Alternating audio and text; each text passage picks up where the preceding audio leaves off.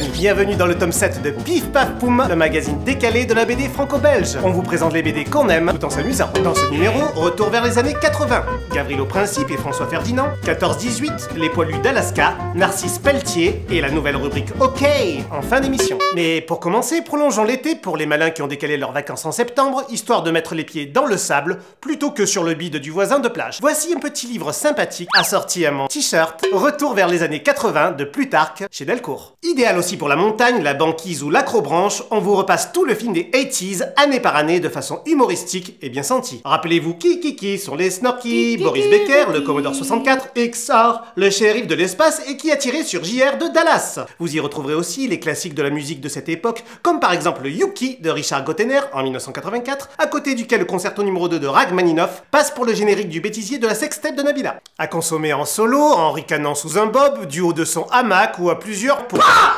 Info capitale, frère. 1981, naissance de Clara Morgane.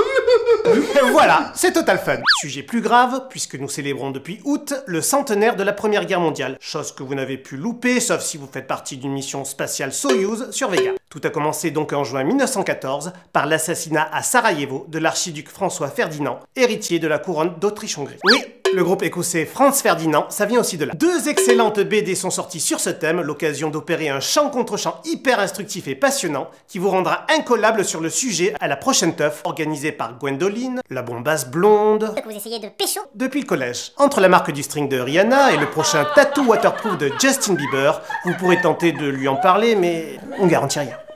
Tu as vu la mort de François Ferdinand? Ouais, la vidéo sur YouTube, quoi. Trop con, le mec. Il a fait un nice bucket avec un Canadair, 1500 litres d'eau sur la tête, mort sur le coup. Tu reprends des sushis? D'un côté, on a Gavrilo Principe, du nom de l'assassin de François Ferdinand, dans un ouvrage somme époustouflant de 224 pages du danois Henrik Rær, paru chez Futuropolis. Dans un récit passionnant et dense, nous est admirablement raconté tout le mécanisme qui va se mettre en place dans le cerveau de ce jeune Serbe de Bosnie, aboutissant à un acte aux conséquences catastrophiques.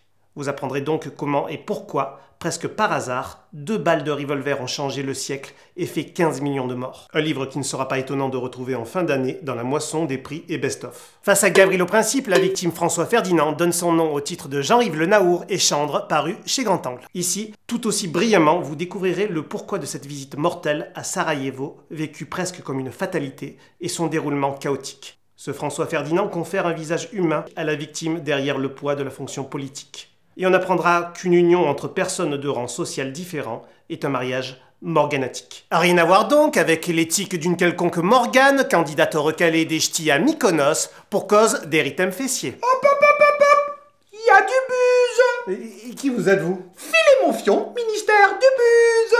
Et mon petit doigt me dit que vous tenez quelque chose avec Fess et Morgane. Et pour être sûr d'un buzz, on vous propose des forfaits 100 € au jour sur une durée indéterminée avec Pussy dans l'intitulé. Par exemple, vous prenez quelque chose dont tout le monde se fout, votre émission là, Flic Flac Look là, vous intercalez Pussy Nabila à François Ferdinand et vous obtenez au minimum 100 000 clics par jour. C'est culturel, c'est génial. Toujours sur la même époque, la nouvelle série intitulée sobrement 14-18 de Corberan et Leroux chez Delcourt s'annonce comme ambitieuse et incontournable. 10 tomes en 5 ans vont retracer l'engagement de 8 amis trentenaires d'un même village français dans les grands moments de cette guerre. Le premier tome, durant l'été 14, est magistral. Avec des dessins somptueux, il met en avant le point de vue des petites gens, les soldats qui vivent le conflit de l'intérieur et les épouses qui les attendent rester au village. Vivement la suite. Après, il y a le forfait 500 € avec la gamme de luxe. Shakira, Rihanna, Miley Cyrus. Même principe. Vous choisissez ce que vous mettez dedans, si j'ose dire, hein, avec Boobs, Booby, Booty Check. C'est le 1 million de vues assuré. Bon, qu'est-ce qu'on fait? Prix cassé pour un forfait Booby Boobs Rihanna, 2500 €. Ça va pas le faire là. Je suis phobique administratif. Pour conclure sur ce sujet, une autre excellente série démarre chez Casterman autour d'une histoire vraie et méconnue, classée de surcroît secret défense par l'armée française. Les poilus d'Alaska, de Brune, Del Bosco et Duhan. Rassurez-vous, rien à voir avec un quelconque rassemblement hipster sur la banquise pour fêter l'arrivée de la nouvelle vidéo de Jackie et Michel. Ces poilus d'Alaska racontent la mobilisation d'une meute de 400 chiens polaires par l'incroyable capitaine Mouflet, rebaptisé ici Mouflot, afin de créer une section de combat durant l'hiver 14. Oui, c'est une histoire vraie, on vous dit. Et rien que pour ça, ça vaut le détour. Mais comme dessin et scénario sont aussi très fréquentables, C'est la bonne découverte du mois. Chut, Qu'est-ce que c'est? Hey, salut la figue. Je suis Sullivan Croquette, éleveur de husky, gambadeur du Groenland. Y'a du monde. J'ai le traîneau en double. C'est toi qui cherches un mal pour une saillie? Vous allez craquer l'iceberg ou quoi? Et doucement, moi je suis pas le Titanic, ok? Je suis ici parce que j'ai vu l'annonce dans Bif le Gadget. Région de Marseille cherche mâle à poil gris, tatoué, voulant partager... Voulant partager des ice croquettes et plus ceci affinité. Rangez-moi ça, espèce de malade. Ça n'a rien à voir si c'était pour l'enterrement de vie de garçon de Guntart, notre cuistot allemand. Et pourquoi je raconte ça, moi? En parlant de Titanic, il y a quelques mois est sorti chez Paquet le tome 1 de Narcisse. Il s'agit là aussi d'une histoire vraie, celle de Narcisse Pelletier, un jeune mousse vendéen qui, suite à un naufrage, vivra 17 ans chez les sauvages du Cap Flattery dans l'extrême nord australien, au milieu du 19e siècle. Ce premier tome, intitulé Mémoire d'outre-monde, est consacré à l'apprentissage marin du jeune Narcisse jusqu'à son naufrage. En escale à Marseille, c'est l'occasion pour nous de retrouver son créateur, Hubert Campigli, alias Chanouga, dans son atelier. Bonjour Chanouga. Salut Chris. Chanouga, ton pseudo sonne comme une invitation à des contrées exotiques, inexplorées. D'où vient-il? Ah, ça c'est la grande question. C'est un secret entre moi et ma fille, donc je n'en dirai pas plus. C'est peut-être cette intonation un peu exotique qui m'a plu. Elle m'a proposé ça, mais j'ai trouvé que c'était un nom qui était suffisamment ambigu, on ne savait pas quelle origine lui donner, donc ça m'a assez séduit. Quel a été ton parcours? J'ai commencé par les Beaux-Arts à Marseille, hein, c'était mon parcours d'étudiant, et j'ai commencé ma vie professionnelle en tant que graphiste et illustrateur. Et la BD, ça a été relativement tard. C'est quelque chose que j'ai toujours aimé, c'est un peu ma culture. Alors, ça fait à peu près une dizaine d'années que j'ai commencé à revenir à ça. Ton trait original à base de crayonné fait parfois penser au perso du film d'Heroic Fantasy Dark Crystal. On pourrait croire être dans un récit fantastique comme dans ton conte précédent, De Profundis. Or ici, dans Narcisse, il s'agit d'une histoire vraie. Comment tu t'es intéressé à ce sujet et quelle est la part de réel et de fiction? En fait, c'est un peu le hasard qui m'a fait rencontrer Narcisse. À l'occasion d'une brocante, j'ai trouvé une revue d'histoire maritime ancienne, des années 90, dans laquelle il y avait un article sur Narcisse Pelletier. Et avec surtout sa photo. Donc la photo, on le voyait avec des scarifications sur le torse. Quand j'ai découvert ce personnage, vraiment j'ai été séduit parce que ça catalysait toutes mes préoccupations. Le roman d'aventure, l'histoire maritime, l'espèce de Robinson Crusoe sans en être un. Vraiment, c'était un énorme coup de cœur quand j'ai découvert ça. On connaît peu de choses sur lui, quoi. Si ce n'est un petit recueil qui a été écrit de son vivant, qui raconte un petit peu de manière édulcorée son passé là-bas, sous forme plus d'un récit ethnographique que d'un vrai récit de vie. Donc avec des tas de lacunes concernant son histoire personnelle. Au fil des ans, j'ai fait un travail d'un petit peu d'enquêteur. J'ai trouvé un vieux numéro de la revue du Tour du Monde, qui est une revue du 19e siècle, qui évoque le naufrage, le drame vu par son capitaine. Et chose surprenante, qui amène une version de l'histoire très différente de sa propre version. Ça amenait encore de la complexité et de l'intérêt à ce sujet.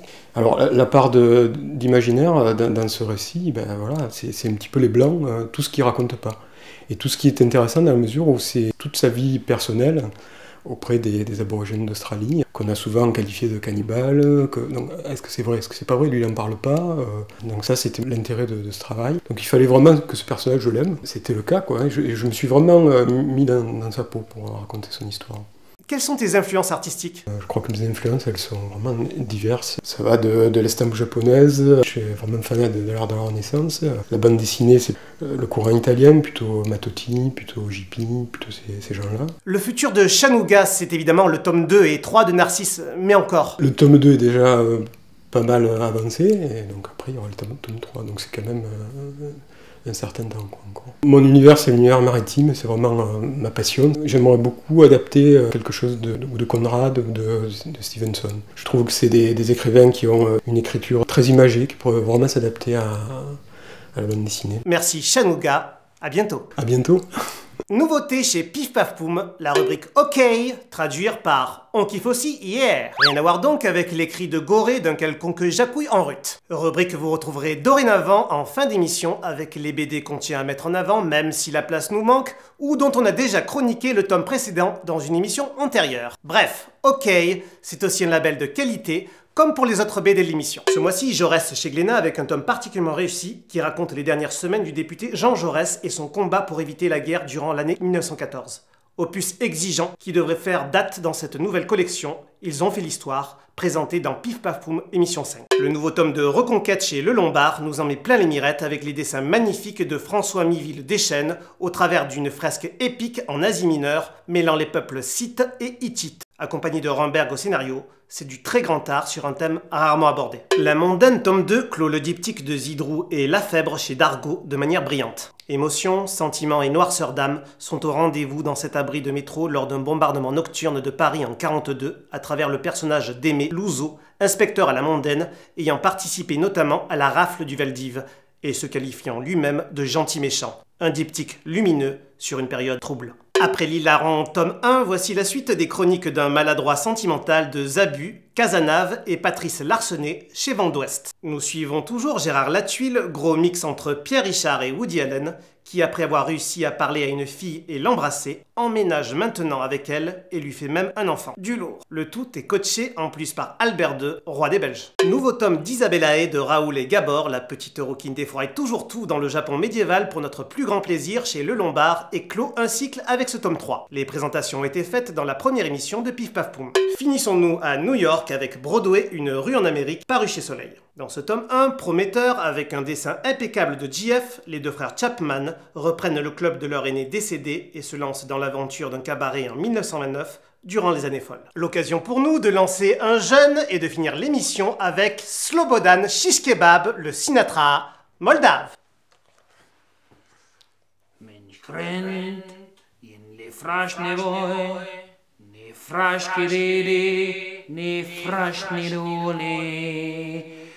Vish kronni vai, minch krunti foi, mi frasch nu vai, minch krunti foi, minch krunti foi, mi giuli froi,